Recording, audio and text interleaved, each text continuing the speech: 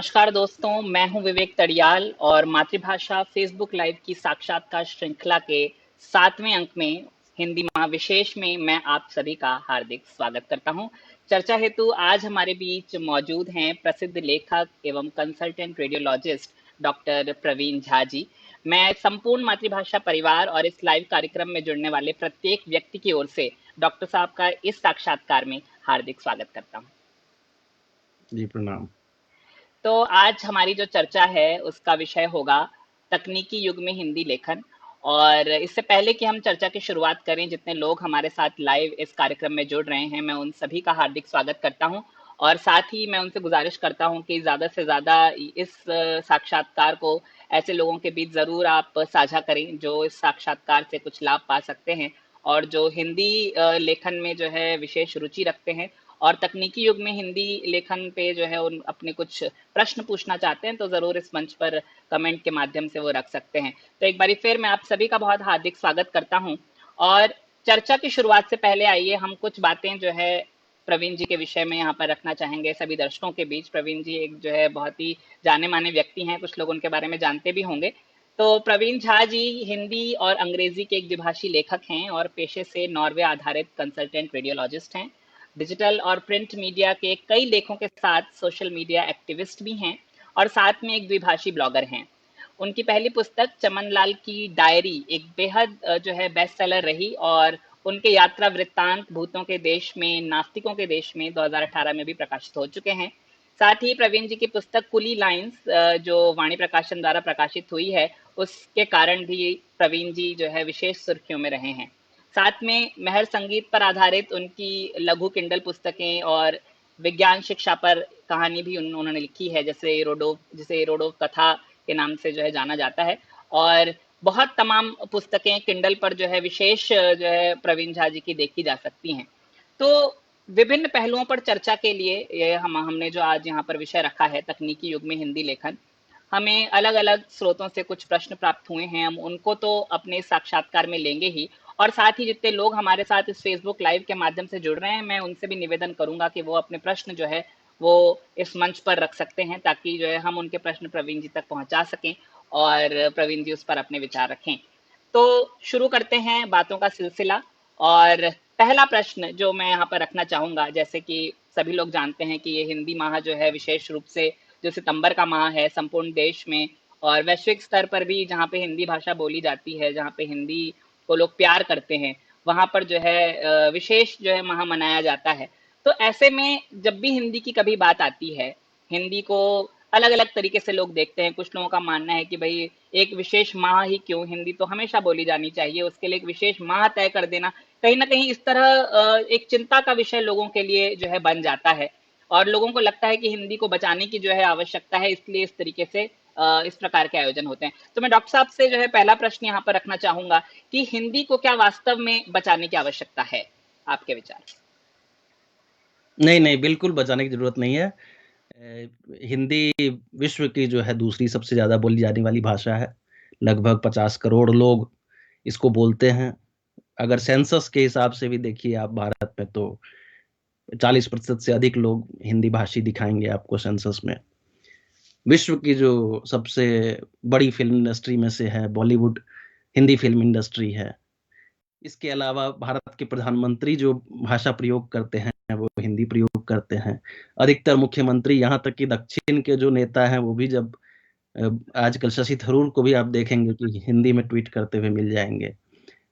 तो हिंदी को बचाने की जरूरत नहीं है। हिंदी तो सबसे ज्यादा जो अखबार भारत का बिकता है वो भी हिंदी का ही बिकता है।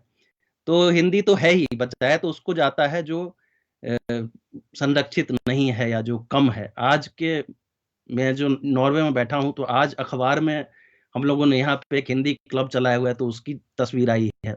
तो इस तरह से कह सकते हैं कि पूरी दुनिया में हिंदी बहुत ज्यादा बोली जाने वाली भाषा है। बहुत लोगों की प्रथम भाषा नहीं होकर द्वितीय भाषा होगी। मराठी भाषी 7% हैं, लेकिन वो भी अच्छा हिंदी बोलते हैं।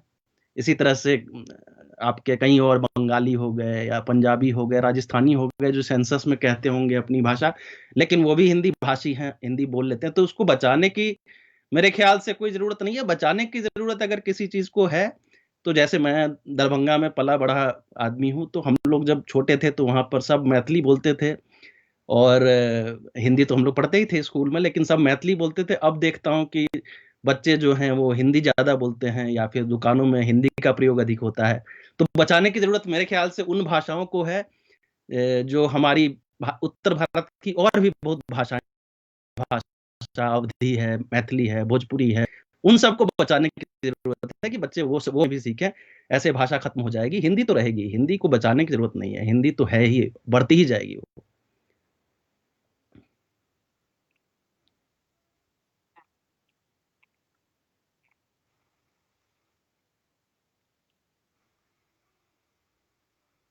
आपकी आवाज कमजोर आ रही है।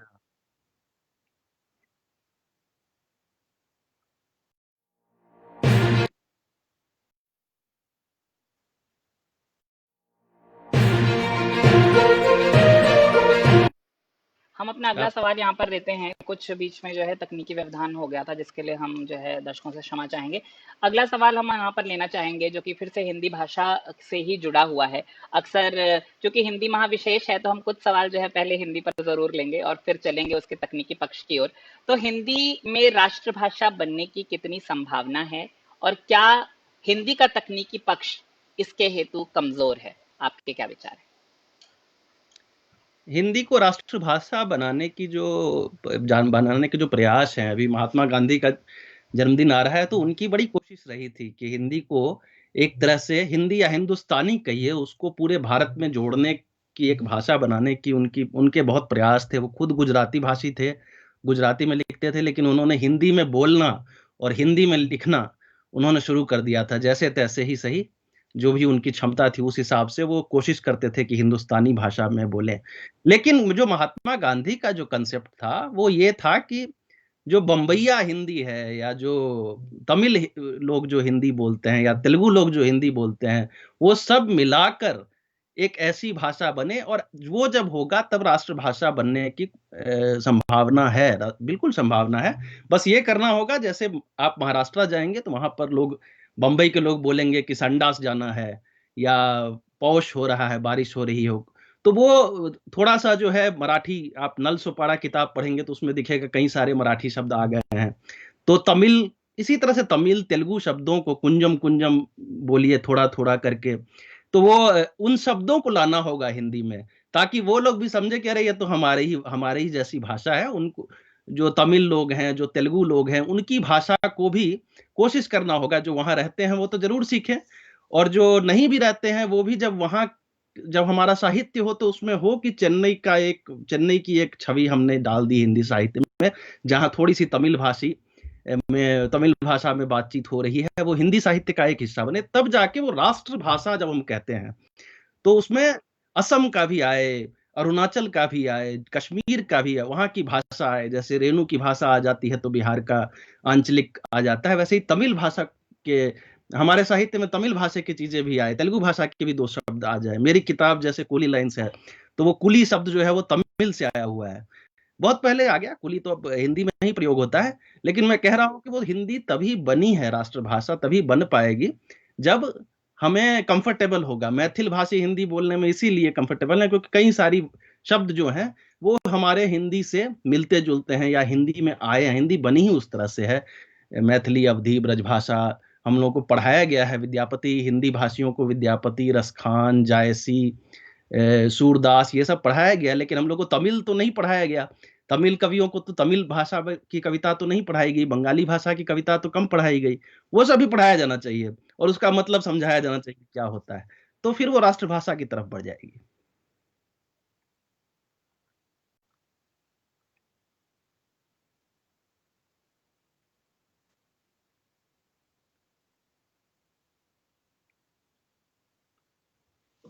जी।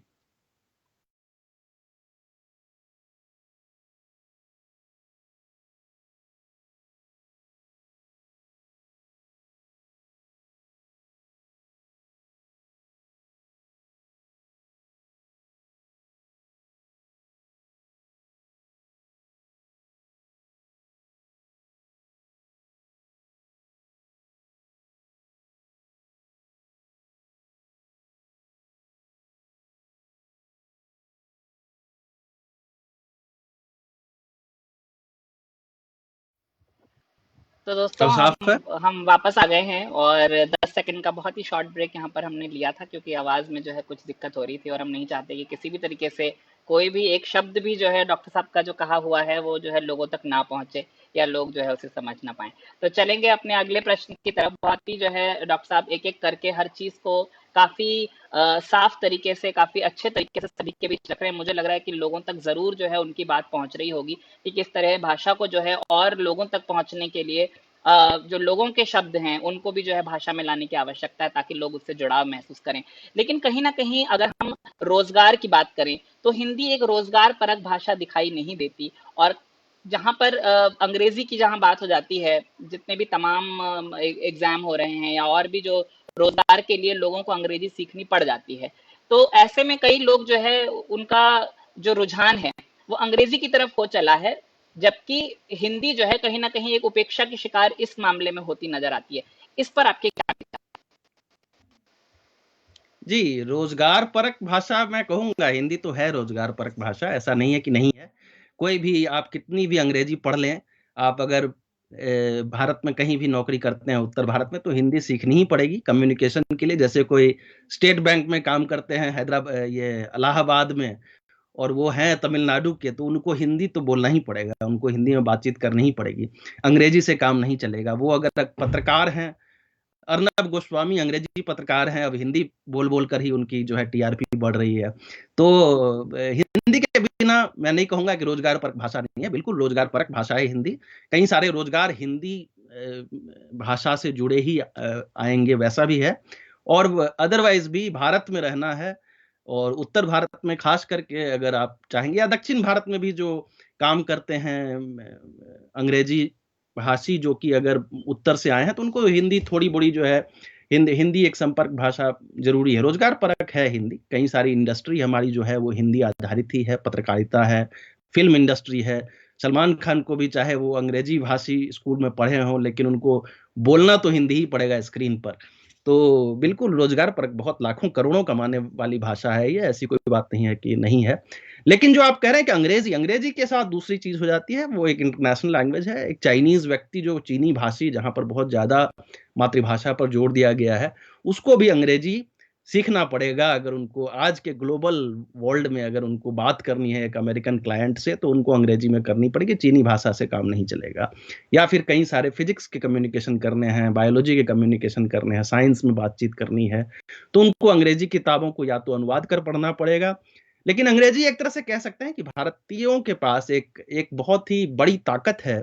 और भारतीय, अगर मैं ही नॉर्वे में बैठा हूं या कहीं भी, अगर भारतीय इतनी ज्यादा ग्लोबल प्रेजेंस दिखा पा रहे हैं, उसका एक बड़ा कारण है कि हम अंग्रेजी भी जानते हैं, हिंदी तो जानते ही जानते हैं।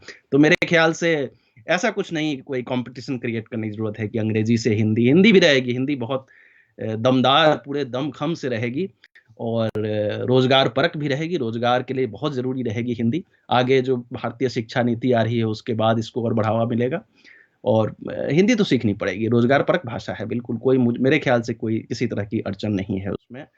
अकादमिक दुनिया में थोड़ी सी डिबेट हो सकती है उस पर, अगर आप चर्चा करना चाहें तो कोई और प्रश्न में कर सकते हैं कि भौतिकी किस भाषा में पढ़ाई जानी चाहिए, या जी मैथमेटिक्स किस भाषा में जी। तो जो है एक एक करके लोग हमारे साथ यहाँ पर जुड़ रहे हैं, और विनय कुशवाहा जी जो है आपको शुभ संध्या कह रहे हैं, उनका मैं संदेश जरूर आप तक पहुंचाना चाहूंगा। जी अंकित शर्मा नमस्कार। जी हमारे साथ यहाँ पर जुड़ गए हैं, और साथ में जुड़ गए हैं नवनीत पांडे जी भी। धीरे धीरे करके लोग जो है इस लाइव कार्यक्रम के साथ जुड़ते जा रहे हैं। मैं सभी से जो है अनुरोध करूंगा कि यदि उनके कोई प्रश्न हैं तो वो जरूर जो है इस मंच पर रखें। हम डॉक्टर साहब से निवेदन करेंगे कि वो जो है इन प्रश्नों पर अपने विचार जरूर साझा करें। तो चलते हैं तकनीकी पक्ष की तरफ, और बात करते हैं कुछ तकनीकी युग में हिंदी की। तो जो मेरा इस मसले पर जो पहला प्रश्न रहेगा डॉक्टर साहब, वो ये रहेगा कि हिंदी लेखन को तकनीकी विकास से कितना लाभ और कितनी हानि, इस पर आपके क्या विचार हिंदी लेखन को तकनीकी पक्ष से बहुत ज्यादा लाभ हुआ है। खास करके आप देख रहे होंगे सोशल मीडिया में, ब्लॉग्स में, जो डिजिटल पत्रकारिता है उसमें हिंदी काफी जोश खरोश से आई है। और वेब सीरीज आ गए हैं, ऑडियो बुक्स में हिंदी को, स्टोरी टेल हिंदी एक अलग, ऑडिबल हिंदी एक अलग उपक्रम बन के उभरा है। मतलब स्वीडन की कंपनी निवेश कर रही है हिंदी भाषा में, और उस पर काम चल रहा है और काफ़ी अच्छे प्रोडक्ट्स आ रहे हैं। यूज़र लेवल पे अगर आप देखेंगे कि एक जो जिस आदमी ने आज तक कभी कंप्यूटर नहीं प्रयोग किया होगा, हमारे से एक जनरेशन ऊपर के लोग, मेरे पिताजी ही कभी कंप्यूटर बहुत ज़्यादा नहीं प्रयोग करते थे, लेकिन अब जो है हिंदी में टाइप कर रहे होते हैं मोबाइल पर और रोज एक कविता लिख रहे होते हैं, देखता हूँ उनको। तो ऐसे ऐसे लोगों के पास तकनीकी पक्ष के वजह से बहुत आसानी हुई है एक दूसरे से कम्युनिकेट करने में, सृजनात्मक क्षमता बहुत ज्यादा बढ़ गई है लोगों की। तो मेरे ख्याल से तकनीकी पक्ष से हिंदी को बहुत लाभ हुआ है।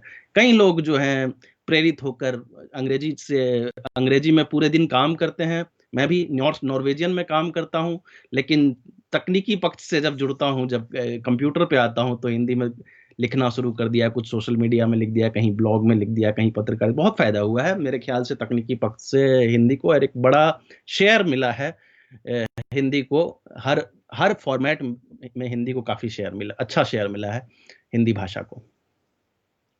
तकनीकी की पर ही अगर हम जो है एक मैं यहाँ पर ज़रूर प्रश्न रखना चाहूँगा कि आपने जैसा कहा कि धीरे-धीरे करके लोगों के बीच जो है लोगों की सृजनात्मक क्षमता जो है बाहर निखर के आने लगी है, लोग दिखने लगे हैं।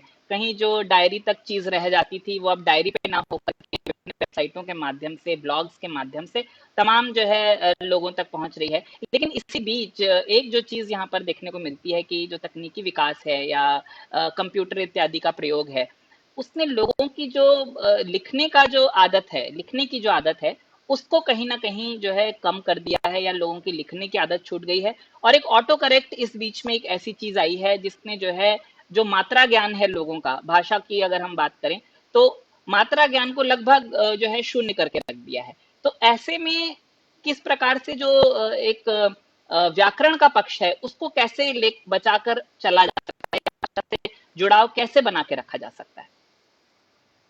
हाँ, इसमें मैं एक बात कहूँगा, ये सिर्फ हिंदी के साथ ही नहीं है, सभी भाषाओं में अब जो है कलम से लिखना लगभग लगभग घटता जा रहा है। अंग्रेजी में भी अब टाइपिंग ही होती है, बहुत लंबे समय से ऐसा चल रहा है।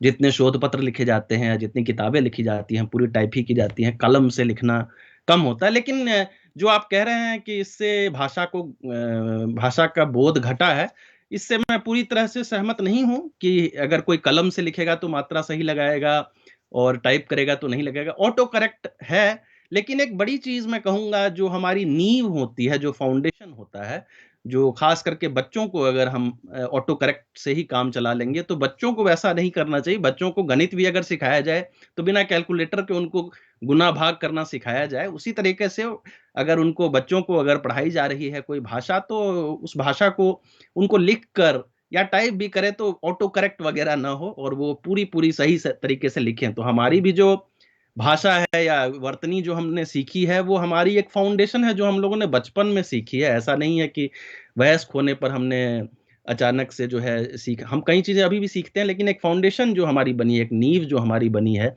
वो इसीलिए बनी है क्योंकि हम लोगों ने लिखा है चीजों को, और उस समय कोई हमें ऑटो करेक्ट ये सब चीजें नहीं थी। तो बच्चों को भी यही कर और किया भी जाता है स्कूलों में। मेरे ख्याल से इस तरह के चीजें नहीं होती हैं, और बच्चे जो लिखते हैं, कोई सबमिट करते हैं कुछ प्रोजेक्ट वगैरह हिंदी में, तो वो निश्चित रूपेण वो पूरा ठीक से ही करके होंगे। उनको मात्रा बोध, वर्तनी बोध ये सब होना चाहिए, हिंदी में होगा ही। और उसी पर मेरे ख्याल से अगर मैट्रिक की परीक्षा देने बैठेंगे तो उनको ऐसा नहीं होगा कि मोबाइल पे टाइप करके देना होगा, उनको ठीक से लिख के ही देना होगा। तो वो नींव मजबूत होनी चाहिए हिंदी की। मेरे ख्याल से ये कोई बहुत ज़्यादा बाधा नहीं है कि हमारी तकनीक हमें बता देती है कि क्या-क्या लिखना है, कौन-सा शब्द लिखना है, इस तरह से। तो एक प्रश्न हमें यहाँ पर फेसबुक लाइव पर जो आया है कमेंट के माध्यम से, वो मैं ज़रूर आप तक पहुँचाना चाहूँगा। प्रश्नकर्ता पूछते हैं कि डॉक्टर साहब पेशे से मेडिकल क्षेत्र से जुड़े हैं, लेकिन अलग-अलग विषयों पर लेखन करते हैं। तो साहित्य से जुड़े विभिन्न क्षेत्रों के बारे में रिसर्च के लिए किस चीज़ों का उपयोग करते हैं? जैसे आपकी जो किताबें हैं वो एक डॉक्टरी पेशे से बिल्कुल अलग हटके साहित्य पर, और ऐसे कई किस्से जो शायद लोगों ने कभी ही सुने हों, वो भी आपकी किताबों के माध्यम से लोगों तक पहुंचते हैं। लोग ये जानना चाह रहे हैं कि जो शोध आप इन सब चीज़ों पर करते हैं, उसके लिए क्या तरीका आप इस्तेमाल करते हैं? जी, इसका एक पहला तरीका तो किताब ही है। कोई भी मुझे जो ज्ञान मिलता है वो किताब पढ़कर ही मिलता है। हाँ, मैं डॉक्टरी पेशे से जुड़ा हूँ, लेकिन जब मैं घर लौटता हूँ तो फिर किताबें उठाता हूँ, और मेरी गति बहुत अच्छी है किताबों की, और मैं अंग्रेजी किताबें बहुत ज़्यादा पढ़ता आ रहा हूँ, तो क्योंकि यहाँ एक दूसरी बात है कि हिंदी किताबें यहाँ पहुँच नहीं पाती हैं, जो डिजिटल वर्ज़न में नहीं है, तो वो मुझे नहीं मिल पाती हैं। तो मेरे पास अंग्रेज़ी किताबें ज़्यादा होती हैं। शायद होता होगा ऐसा कि अंग्रेज़ी किताबों से पढ़कर अगर मैं कोई बात कह रहा हूँ, तो वो हिंदी में अगर उसकी चर्चा अधिक नहीं हुई है, तो वो लगता होगा कि नई बात कह रहा है। मेरी किताब कुली लाइन्स ही है, गिरमिटियों पर किताब है, और उसमें जो मैंने 100 से ऊपर संदर्भ दिए हैं, उसमें अधिकतर अंग्रेजी के संदर्भ हैं। क्योंकि अंग्रेजी में बहुत कुछ लिखा जा चुका है। अंग्रेजी की दुनिया में गिरमिटिया या इंडेंचर्ड लेबर जो है, उस पे बहुत रिसर्च हुआ है और लोगों को अच्छी तरह से पता है। हिंदी में कहा जाता है, मेरी जब किताब आई तो कहा गया कि गिनी-चुनी किताबों में एक है, ये अलग बात है, लेकिन 100 से ऊपर तो मैंने संदर्भ ही दिए हैं, तो गिनी-चुनी तो नहीं हुई है। बहुत ही जानी-मानी टॉपिक पे मैंने बात लिखी है। तो मेरे ख्याल से जो पहला प्रश्न जो आपने कहा कि मेरे स्रोत क्या है, तो मेरे स्रोत तो किताब, शोध पत्र यही चीज़ें हैं। दूसरा स्रोत जो है, मैं घूमा बहुत हूँ, मतलब मैं दरभंगा में पैदा हुआ, फिर पटना में रहा, फिर दिल्ली में रहा, बेंगलुरु में रहा हूँ, पुणे में रहा हूँ, अमेरिका में रहा हूँ, नॉर्वे में रहा हूँ। तो मेरी जो है, और मैं काफ़ी बातूनी आदमी हूँ, काफ़ी लोगों से गपियाता रहता हूँ, जहाँ भी जाता हूँ, तो मेरे अनुभव जो आप कह सकते हैं, काफ़ी तरह से विस्तृत हो गए। संगीत में मैंने किताब लिखी, तो संगीत में मेरी ख़ास रुचि रही है, सुनने की, सीखने की नहीं।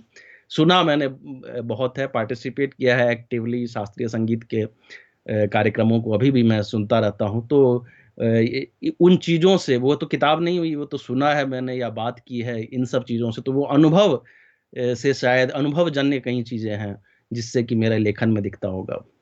कहीं न कहीं ये जीवन अनुभव ही हैं, जिनको जो है संजो करके आप विभिन्न विषयों पर लिखते हैं और उसे लोग बेहद पसंद करते हैं, इसमें कोई दो राय नहीं है। तो ये एक सवाल जो है हमें आया था। एक और सवाल जो हमें लाइव के माध्यम से आ रहा है, सारिका त्रिपाठी जी जो है पूछना चाह रही हैं कि औपचारिक शिक्षा का महत्व हिंदी लेखन के लिए, कि अगर कोई हिंदी लेखक है तो क्या औपचारिक शिक्षा जो उसकी हुई है, क्या उसका कुछ प्रभाव देखने को मिलता है? या ये किस तरीके से इसको देखा जाना चाहिए? क्योंकि पहले के समय में भी जो बड़े लेखक, बड़े कवि, कवियत्रियाँ रहे हैं, वो कहीं न कहीं जो है हिंदी भाषा से जो है विशेष रूप से, या यूँ कहें अकादमिक रूप से भी जुड़े हुए रहे हैं।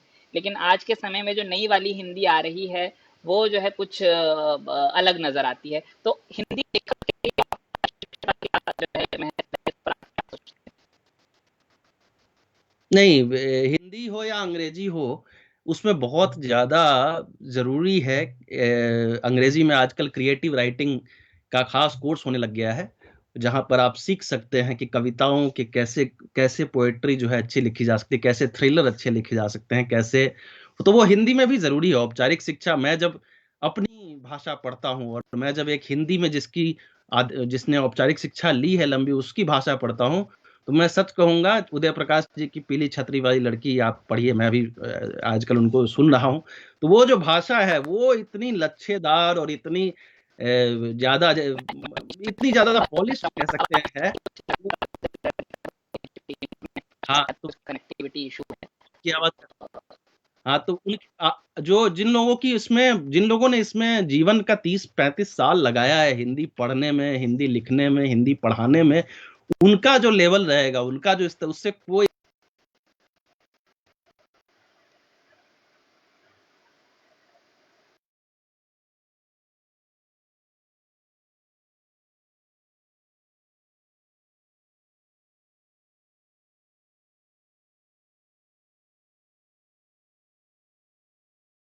साहब, तो जो पहला प्रश्न चल रहा था, उस पर ही आप प्लीज़ आगे कंटिन्यू कीजिए। बीच में कुछ तकनीकी जो है समस्या की वजह से जो है ये कॉल कट गया था। जी। हाँ, हाँ। मैं कह रहा था कि जिनकी जिनकी शिक्षा हुई है हिंदी में, जिन्होंने पढ़ा है, 20-30 साल लगाया है, पढ़ा है, लिखा है, पढ़ाया है, उनकी जो भाषा है और जो हमारी भाषा है पार्ट टाइमर की, दोनों में बहुत फ़र्क है। कितनी भी नई वाली हिंदी आ जाए, जो जो भाषा की एक कहते हैं रियाज़, जैसे संगीत आदमी रियाज़ करके सीखता है, वैसे ही भाषा को भी घिसना पड़ता है, उसमें रियाज़ करना पड़ता है। तो जिसने 30 साल रियाज़ किया है, उसकी भाषा हम लोग खुद ही पढ़ते हैं, मुझे बहुत आनंद आता है और लगता है कि ये भाषा ही मुझे उसके करीब ही कभी न कभी पहुँचना है। और ये नहीं कह सकते हैं कि आप जो नया मैं 3-4 साल से हिंदी में लिखना शुरू किया, मैं उस स्तर पर पहुंच जाऊंगा, वैसी बात नहीं है। हिंदी की औपचारिक शिक्षा, खास करके क्रिएटिव राइटिंग के वर्कशॉप होने चाहिए। सीखना चाहिए कि कैसे लिखा जाता है, कैसे कथानक बिल्ड किया जाता है, कैसे कथा को प्रारंभ किया जाता है। और जैसा आपने कहा कि पहले लोग हिंदी हिंदी में ही अपना जीवन व्यतीत करते थे, पूरा जीवन, ऐसा नहीं कि डॉक्टरी कर लिया और करने, ऐसे भी लोग हुए हैं, लेकिन हिंदी में अपना बिताते थे और एक से एक रचनाएं हुई, तो वो अब भी होंगी। अगर कोई हिंदी में जिसने जीवन बिताया है, उसकी भाषा हम लोग भी पढ़ना चाहेंगे। जो लेखक है वो भी चाहेगा कि उससे कुछ सीख ले, और और वो भी हमसे कुछ सीख सकते हैं हमारे बाकी अनुभवों से। जी। बिल्कुल। तो एक और सवाल जो है हमें यहाँ पर आ रहा है, विनय कुशवाहा जी पूछ रहे हैं कि हम भले ही आज तकनीकी दुनिया में जी रहे हैं, लेकिन इसका मतलब ये नहीं कि हम अंग्रेजी को ज़्यादा तवज्जो दे रहे हैं। तकनीक के माध्यम से आज हिंदी पर एक सोशल साइटों पर अग्रणी भूमिका है, यानी कि जो तमाम सोशल मीडिया प्लेटफॉर्म्स हैं वो भी हिंदी के प्रचार प्रसार के लिए एक अग्रणी भूमिका निभा रहे हैं। इस पर आप अगर कुछ कहना चाहें। जी बिल्कुल। अब आप देखेंगे हिंदी में टाइपिंग बहुत ही सुलभ हो गई। किसी जमाने में हिंदी टाइपिंग बहुत मुश्किल थी, अब तो आपको यूनिकोड में टाइपिंग बहुत आसान है। मोबाइल में तरह तरह के फीचर्स आ गए हैं कि हिंदी में आप आराम से संपर्क कर सकते हैं। सॉफ्टवेयर सभी में हिंदी आ गया। हिंदी क्या देखता हूँ, भोजपुरी मैथिली भी आ गया है सॉफ्टवेयर में। तो मेरे ख्याल से तकनीक से ऐसा नहीं है कि अंग्रेजी अंग्रेजी तो थी ही पहले से। अंग्रेजी तो 15-20 साल से है। हिंदी का जब से प्रवेश हुआ है, वो तकनीक का गूगल भी कोशिश करता है कि हिंदी में कुछ कोई शब्द आपका आराम से कोई नहीं टाइप हो रहा है, उसके लिए कुछ तरकीबें लाए। तो मेरे ख्याल से हिंदी की दुनिया सुलभ हुई है तकनीकी के बाद। अंग्रेजी की तो थी ही, उसमें कोई, अंग्रेजी की तो जब से कंप्यूटर जन्मा तब से है ही। हिंदी की दुनिया बहुत ज्यादा सुलभ हो गई है। कहीं हम देखते हैं कि गूगल ट्रांसलेट जिस तरीके से पहले ट्रांसलेट करता था या पहले उसमें टाइप किया जाता था, गूगल भी जो है धीरे धीरे करके उसमें हिंदी की अगर हम बात करें तो अलग अलग तरीके से कुछ ना कुछ जो है नया लेकर आ रहा है, ताकि जो जिस तरह से शब्द लिखे जाएं वो मतलब वैसे ही जो है उसका हिंदी रूपांतरण होकर के आता है। तो तकनीकी जो है वो हिंदी को पूरा पूरा सपोर्ट कर रही है, और धीरे धीरे जो है ये और आगे और अच्छा होता चला जाएगा। इसी बीच हम बात करते हैं थोड़ी प्रकाशन की, कि तकनीकी युग में हिंदी प्रकाशन पर भी एक बहुत बड़ा फर्क पड़ा है। आज के ज़माने में पेपर बैक बुक्स की बात करें, हार्ड कवर बुक्स की बात करें, तो उसके साथ साथ एक नया चलन है ई बुक्स का, या उसको और एक तरीके से बोला जाए तो किंडल का। तो किंडल प्रकाशन जहां लोगों के बीच एक अपनी अलग ही जगह बना रहा है, और आपने जैसे कि खुद भी तमाम पुस्तकें आपकी हैं जो वो किंडल के माध्यम से आपने प्रकाशित की हैं, तो आप कृपया दर्शकों को बताएं कि किंडल क्या है, और ये कितना सुलभ है, और इसके द्वारा प्रकाशन कैसे किया जा सकता है।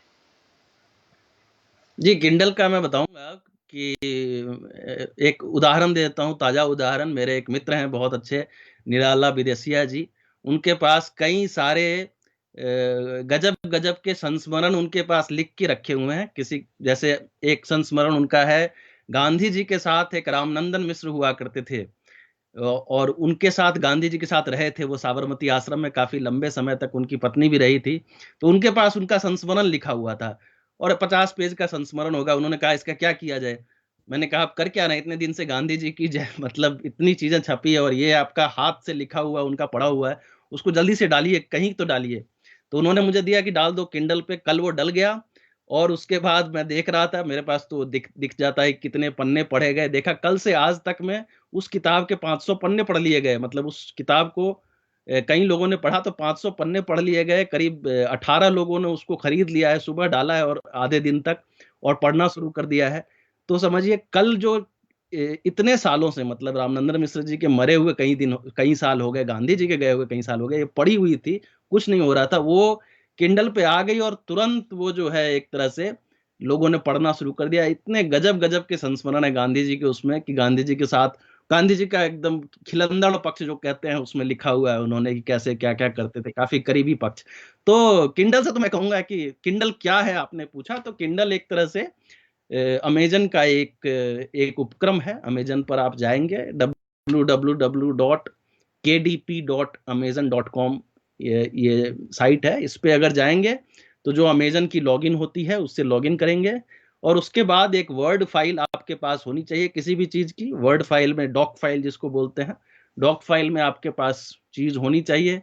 उसको आप उस पर अपलोड कर देंगे, तुरंत किंडल पर वो 2-3 घंटे में अपलोड वो चला जाएगा किंडल पर किताब। आप उसको फेसबुक पर या कहीं भी डाल देंगे कि मैंने एक किताब लिखी है, 50 रुपए 100 रुपए जो भी दाम है, और उसको जो भी चाहे तुरंत, मतलब अब किताब आपकी रिलीज हो चुकी है और एक क्लिक में किसी के पास सेकंडों के अंदर उसके मोबाइल पर जो किताब, मोबाइल या किंडल डिवाइस भी आती है, उस पर वो किताब पढ़ना शुरू कर देगा। और फिर वो जितने पन्ने पलटेगा, वो पन्ने आप वहां पर लाइव देख रहे होंगे कि 20 पन्ने किसी पाठक ने पढ़ लिए मेरी किताब के, और तुरंत रॉयल्टी भी जो है, जितनी किताब उठी तुरंत रॉयल्टी आपके अकाउंट में, तुरंत, मतलब महीने महीने की साइकिल होती है, हर महीने जो है या 2 महीने डिपेंडिंग ऑन कितना बना है, 2 महीने में आपके अकाउंट में पैसा आ जाएगा। इतना पारदर्शी व्यवस्था कोई भी नहीं है अंग्रेजी में, तो कहीं कोई प्रकाशक इन्वॉल्व नहीं है, कहीं कोई, आप खुद ही जो कहते हैं ना आत्मनिर्भर, मोदी जी बोलते हैं बनाने का, सबसे आत्मनिर्भर तरीका जो है किताब छापने का और किताब बेचने का या किताब को प्रमोट करने का जो है, वो किंडल ही है। उसमें बिल्कुल पारदर्शी, आत्मनिर्भर, बिना किसी कागज के दुरुपयोग के, पर्यावरण प्रेमी, इको फ्रेंडली चीज जो है वो है किंडल।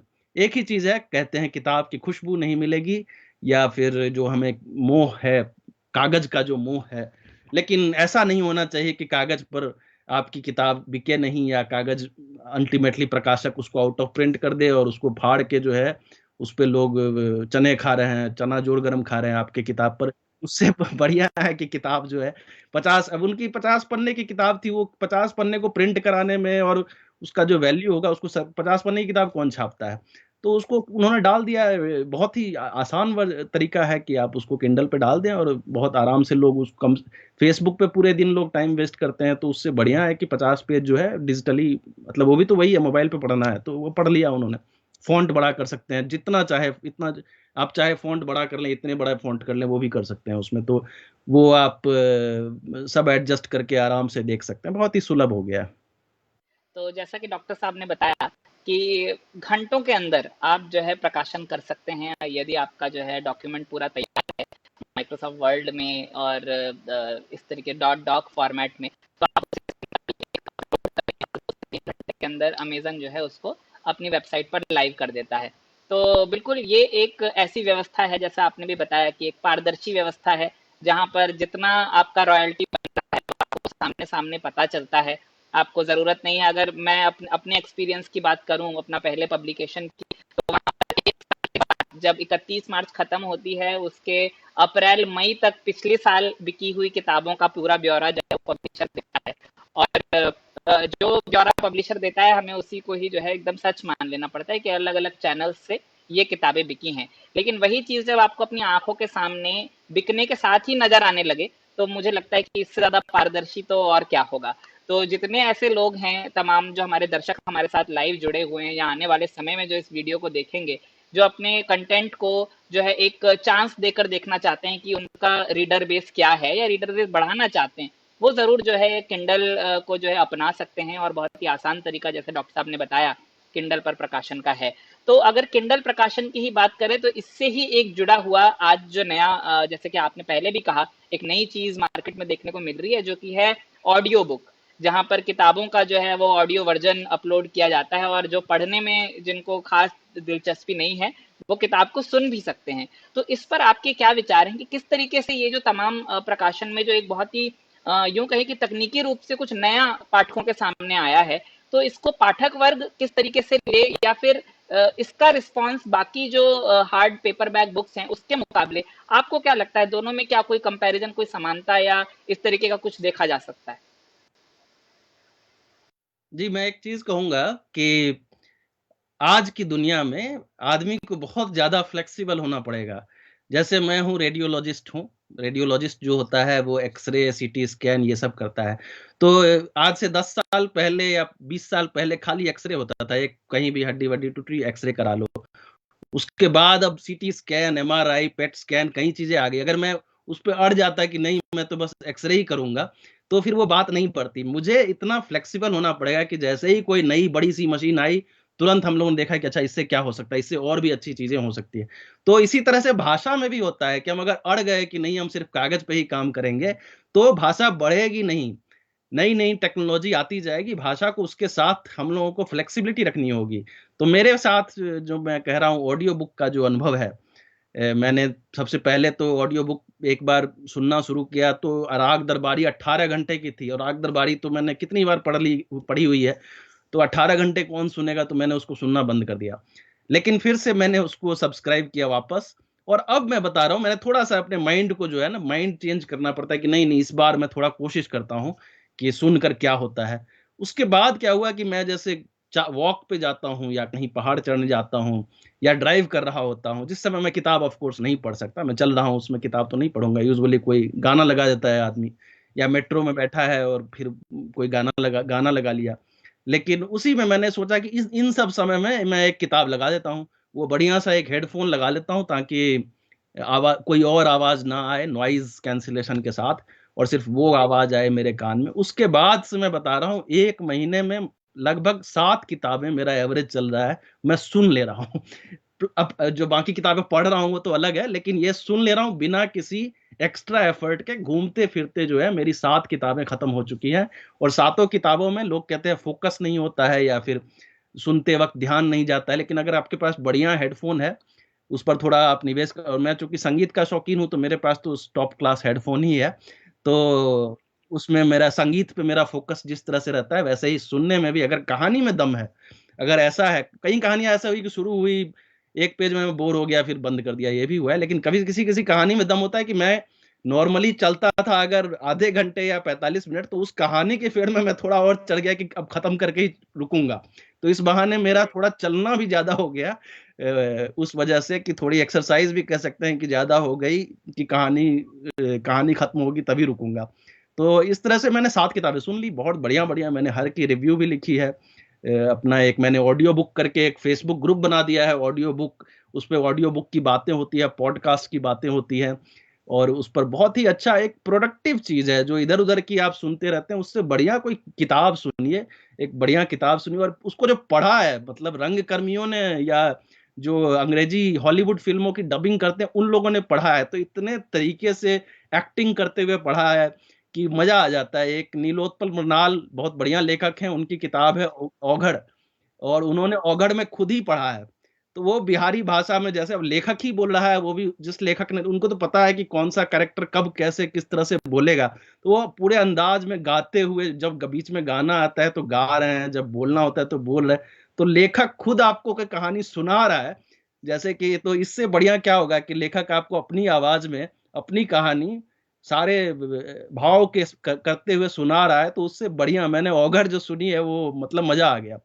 तो एक तरह से कह सकते हैं ऑडियो बुक मेरे लिए बहुत बढ़िया अनुभव रहा। उसके बाद क्या हुआ, मेरे 5 किताबों का करार भी कर लिया है स्टोरी टेल ने, और अब मेरी एक एक करके, एक केनेडी किताब आ चुकी है, दूसरी जयप्रकाश नारायण पर मेरी एक किताब है, वो स्टोरी टेल पर रिलीज हो रही है 7 अक्टूबर को।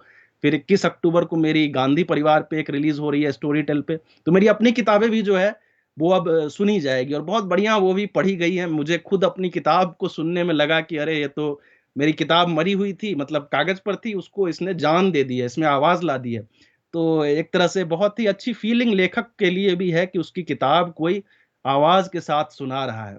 तो एक समझिए, जो पहले किस्सा गोई होती थी, बल्कि मैं तो इसको नई टेक्निक के बदले पुरानी टेक्निक कहूंगा, कि पहले जो वेद वगैरह होते थे, तो वो लिखा नहीं जाता था, वो श्रुति होती थी, बोला जाता था, लोग उसको सुनते थे, रटते थे वेद को बार बार, और इस तरह से वेद हजारों साल तक जो है हमारे बीच में रही, सिर्फ श्रुति श्रुति के आधार पर। श्रुति से बढ़िया कुछ है नहीं। कागज तो बाद में कागज की खोज तो बहुत बाद की बात है।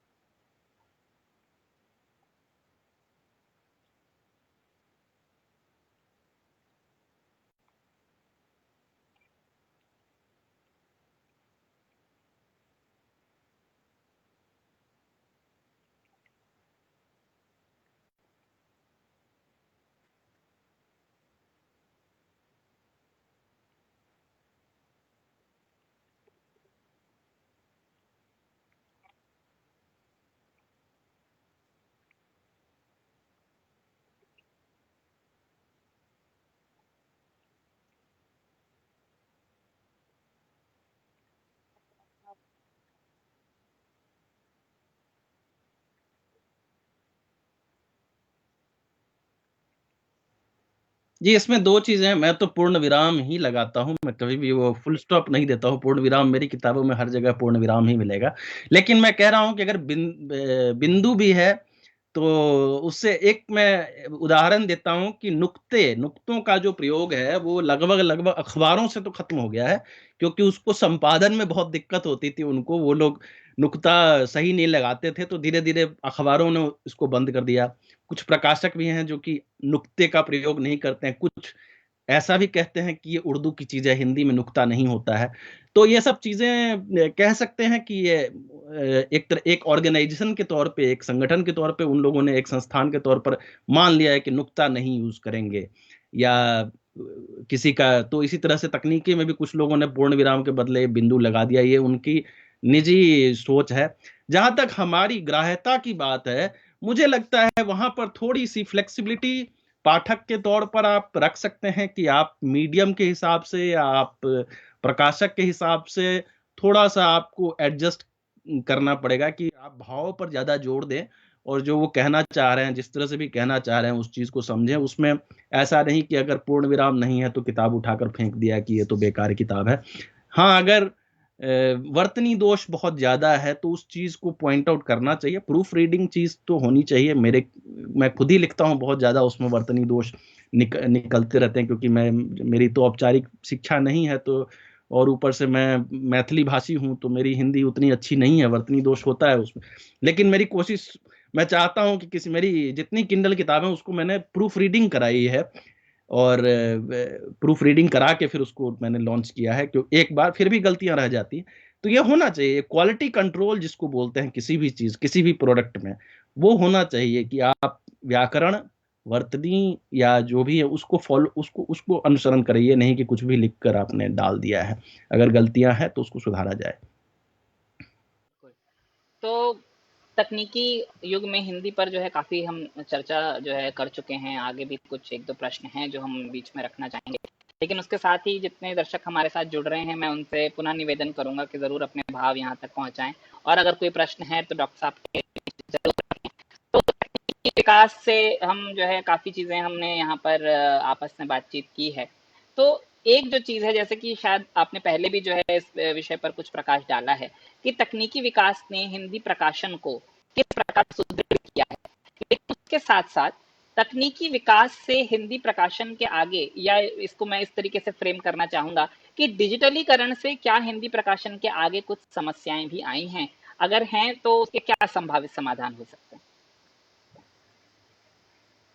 पहला जो आपने कहा कि तकनीकी विकास से हिंदी प्रकाशन को क्या फ़ायदा पहुँचा है और दूसरा कि क्या नुकसान पहुँचा है या डिजिटलीकरण से क्या नुकसान पहुँचा। फ़ायदा मैं एक कहूँगा, मैं नॉर्वे में बैठा हूँ और मैं दरियागंज कभी गया नहीं हूँ, मतलब बाद में गया प्रकाशन के बाद, लेकिन उससे पहले कभी दरियागंज गया नहीं, हिंदी प्रकाशकों से कभी मिला नहीं और मेरी 2 किताबें जो हैं वो प्रकाशक राजपाल प्रकाशन और वाणी प्रकाशन से छपी है, जिसके संपादक से मैं आज तक कुली लाइन्स के पहले मिला नहीं था और राजपाल वालों से तो अभी तक नहीं मिला हूँ क्योंकि कोरोना आ गया तो मैं भारत जा नहीं सका, तो राजपाल प्रकाशन के किसी भी व्यक्ति से face to face, even Skype पे भी मेरी बातचीत नहीं हुई है। ये मुमकिन तभी हुआ क्योंकि प्रवीण झा एक तरह से तकनीकी दुनिया में सोशल मीडिया पे लोग जानते हैं, या फिर मेरे ब्लॉग्स लोग जानते हैं कि कोई है प्रवीण झा। तो संपादक के पास जब मेरी पांडुलिपि गई ईमेल के द्वारा, तो उन्होंने ईमेल के द्वारा ही मेरी पांडुलिपि को पढ़कर ईमेल के द्वारा ही जवाब दे दिया, कॉन्ट्रैक्ट हो गया। मैंने स्कैन करके भेज दिया, किताब छप गई। छपने के बाद पहला संस्करण खत्म होने के बाद पहली बार मैं संपादिका से, ये प्रकाशिका आदित्य माहेश्वरी जी से मिला। तो एक तरह से कह सकते हैं कि तभी संभव हुआ कि उत्तरी ध्रुव पर बैठा आदमी एक पांडुलिपि भेजता है भारत में, और वहां पर उनको एक्सेप्ट करके छप भी जाती है, संस्करण भी बिक जाता है, और तब जाकर वो पहले बार, ये पहले नहीं, पहले लोग घिसते थे जा जाके बार बार दरियागंज में, वहां पर बैठे रहते थे, संपादक देखते थे, या पांडुलिपि छपवा कर कागज पर जाके हो रहा है। ये ईमेल से सारा काम जो है, पांडुलिपि डिजिटल फॉर्म में चली गई, पढ़ ली गई, एक्सेप्ट हो गया, कॉन्ट्रैक्ट बन गया, किताब छप गई। तो ये सब मुमकिन हुआ डिजिटलीकरण की वजह से, इस तकनीकी दौर की वजह से। जो घाटा हुआ है डिजिटलीकरण की वजह से, खराब माल बहुत ज्यादा आया है। यानी कि किंडल पे ही जैसे अगर फ्रीडम है कि जल्दी छप सकता है, तो इस वजह से बिना प्रूफ रीडिंग के कोई छाप दिया, बिना ऐसे ही कुछ भी लिख के 10 पेज लिख दिए दीजिए आप, 3 पेज, 3 3 पन्नों की किताब मैं देखता हूँ कि आ गई है किंडल पर 50 रुपए दाम में, और उसका टाइटल कुछ ऐसा रख देते, जब खरीदो तो अंदर कुछ है ही नहीं।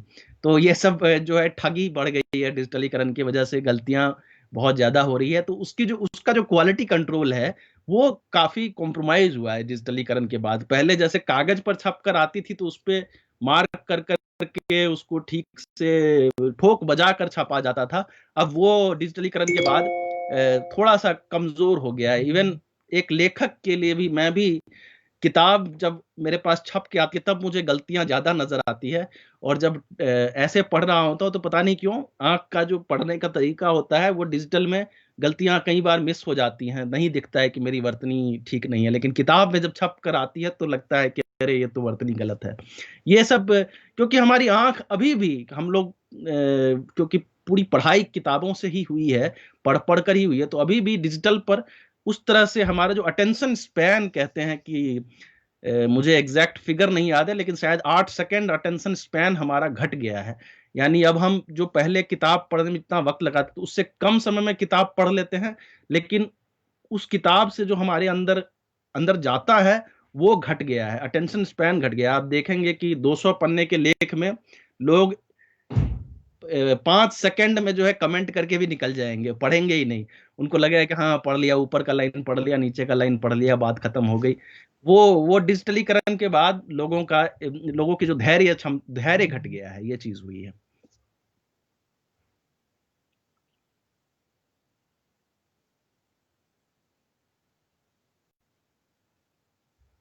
जी एक बात कहूंगा, डॉक्टर जो हैं चाहे पैसे के लिए करें, चाहे समाज सेवा के लिए करें, वो एक एक मिनट अपना वसूलते हैं।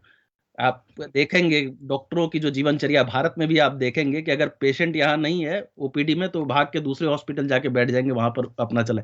वो उनका एक एक मिनट कीमती है। वो आपसे बात भी करेंगे तो इतनी, कहते हैं ना डॉक्टर टाइम नहीं देता है, वो टाइम है नहीं उसके पास। वो दूसरा, तब तक वो आपको 5 मिनट देख के आपका सब कुछ करके फिर वो दूसरा हम लोगों का वही मैं भी भारत से ही पढ़ा हूँ, भारत में ही मेरी प्रैक्टिस रही है।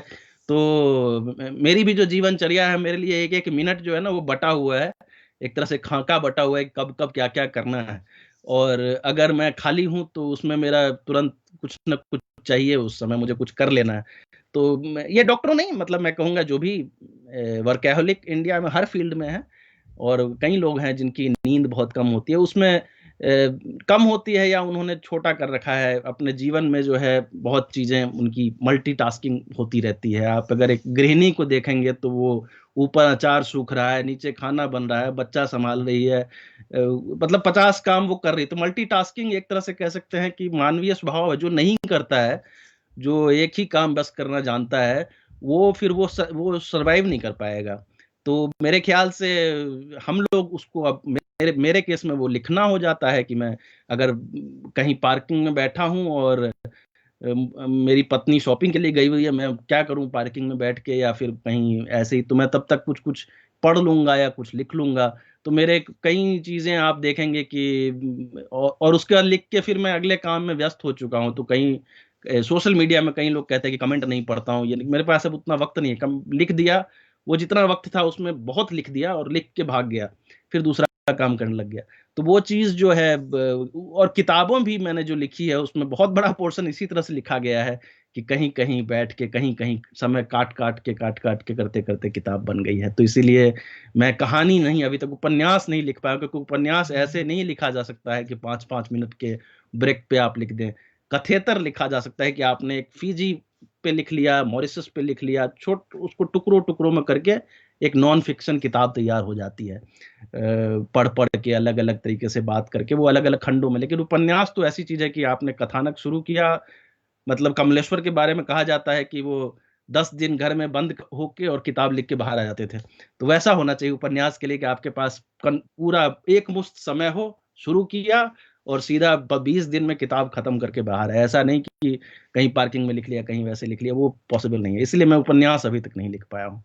जी। बहुत ही जो है क्वेश्चंस तो और भी मुझे लग रहा है शायद लोग लिख रहे हैं, लेकिन जो है समय की जो है यहाँ पे कहीं ना कहीं हर चीज का जो है एक समय निर्धारित है, इस साक्षात्कार का भी समय निर्धारित है। तो एक आखिरी सवाल इस मंच पर हम यहाँ आपके बीच रखना चाहेंगे, और मुझे लगता है ये सभी का ही सवाल होगा कि लेखन जो है जहाँ एक तरीके से किसी के अंदर की कला है, या यूं कहें उसके अंदर का इनहेरेंट एक क्रिएटिविटी है, उतना ही लेखन जो है निजी शोध और अनुभवों का भी परिणाम है, जैसा आपने बताया।